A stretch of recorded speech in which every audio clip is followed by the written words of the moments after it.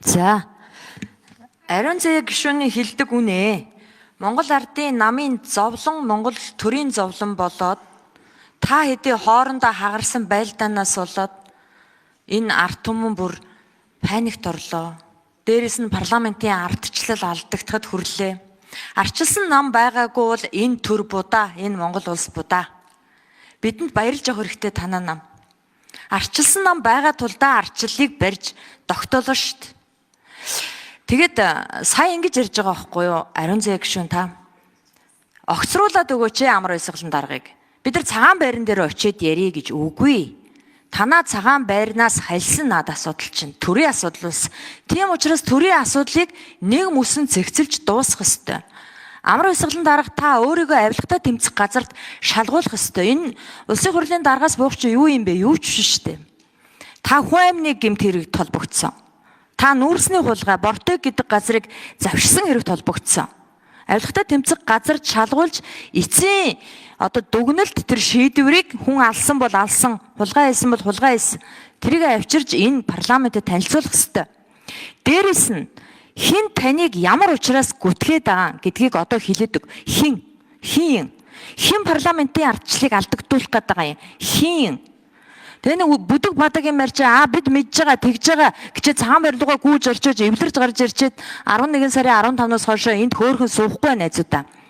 Наа ч одоо төрийн хэрэг болсон. Бид оролцсон. Тэгэхээр бид одоо энийг бүр эцсийн үрдэл явах хэрэгтэй байхгүй юу?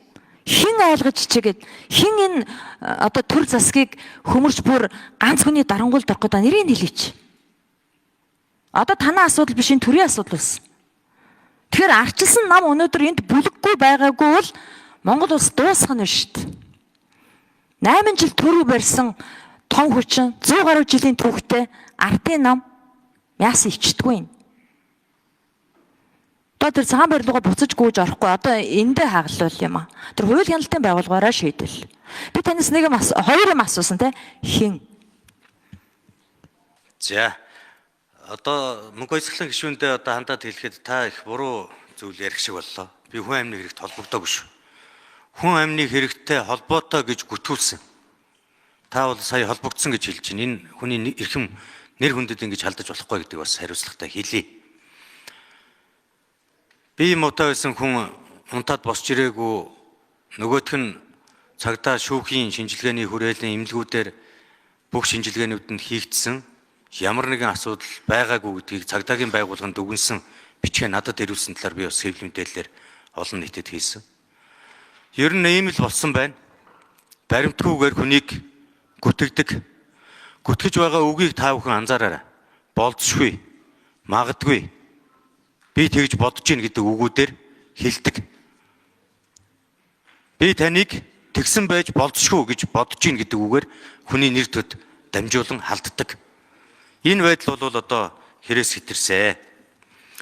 За ер нь мэдээж яагаад над руу энэ нүүрсчин болгох энэ бохир нэр хүндийг унгаах юм технологи үйл ажиллагаануудыг зохион байгуулж хийж ийнвэ гэд та асууж байгаа шиг байна. Би ч бас өнөөдрийг хүртэл гайхаад явдгийг. Хэний ямар том эрх ашгуудыг хүндснөөс болж өнөөдөр энэ төвшөнд хурж ирээд байна вэ гэж. Өчтөрийн жишээ шүү дээ. Парламент хуралдаж чадахгүй болж байгаа жишээ. Парламентын чуулгандаа ирж чадахгүй байсан гишүүдээс харин энийг юунаас айгаад ирэхгүй байсан бэ гэдгийг асуух хэрэгтэй. Өнөөдөр би ганц дуурж байгаа нь байж үлдэхгүй. Үлдмээргүй байна. Өнөөдөр дуурж байгаа нь сөрөг хүчин. Арчилсан нам. Нарчлынхаа бат цайз нь бол зогсох ёстой. Тэр үүргээ гүйцэтгэх ёстой гэдэг дээр би хэлхийг хүсэж байна. Монгол улсад хууль шүүхийн байгууллагын шударга ажилдаг. Улс төр нь хууль хяналтайгаа хутгалддаггүй. Элдв янзын хонгил өгсөрч түүгээрээ чирдэггүй байх тэр цаг нөхцөлийг бүрдүүлэхийн төлөө бид харин анхаарч ажиллах ёстой. Ийм зүйлүүдээр айлгаж, ийм зүйлүүдээр дарамталж улсын их хурлын гишүүдийг чуулганы хуралдаанд оролцох хинээс хамааралгүй нөлөөгүйгээр шийдвэр гаргах тэр нөхцөл боломжийг бүрдүүлэх чиглэлээр бид харин анхаарч ажиллах ёстой. Хинбэ гэдгийг бид өөрсдөө хайх ёстой. Энийг олох ёстой. Энийг бид засах ёстой. Залруулах ёстой. Ингийн иргэдэд ирдэг тэр дарамт чахалтууд өнөөдрийн парламентын түвшинд ямар их өргөн хүрээгээр мэдрэгдэж гин үгдийг ч бид ойлгож засахын төлөө хичээж ажиллах ёстой маа гэж ингэж бодож байна.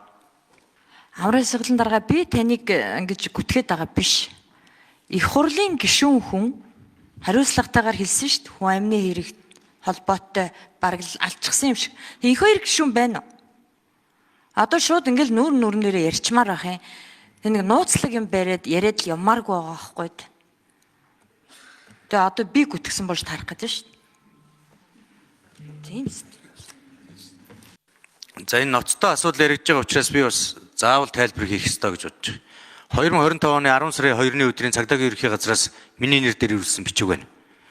Өмнө Говь аймгийн Цогццын сумын 3 дугаар багийн нутаг дэвсгэрт байрлах Адмирал компани ажилчдын байранд 25 оны 2 сарын 12-ны өдөр холбооны бүгд найрамдах Герман улсын иргэн энэ Хасбаатар нас барсан гэх мэдээлэлд Тус аймгийн цагдаагийн газрын Цогццын сумын сум дундын цагдаагийн хилцээс мөрдөн шалгах ажиллагаа явуулж мөн оны 3 дугаар сарын 2-ны өдөр эрүүгийн хэрэг хянан шийдвэрлэх тухай хуулийн 1-ийн 5 дугаар зүйлийн 1 дахь хэсгийн 1-ийн 1 дахь заалтад заасан гэмт хэргийн шинжгүй үндслэлээр хэрэг бүртгэлийн хэрэг нээхээс татгалзах саналтай прокурорын байгууллагад хүргүүлсэн болохыг мэдэгдэе гэж. Прокурорын байгууллагад хүргүүлээд 7 хоногийн дотор хариу хүрээг бол энэ хэрэг хаагдсан тоодогддог хуулийн заалттай юм бэл. Тэр ямар ч холбогдлого зүйлээр хүнийг гүтгсэ. Улсын хурлын гишүүн үнэн ярьдаг гэж ойлгож болохгүй. Худлаа ярьдаг улсын хурлын гишүүн байна. Хүн гүтгдэг улсын хурлын гишүүн бас байна.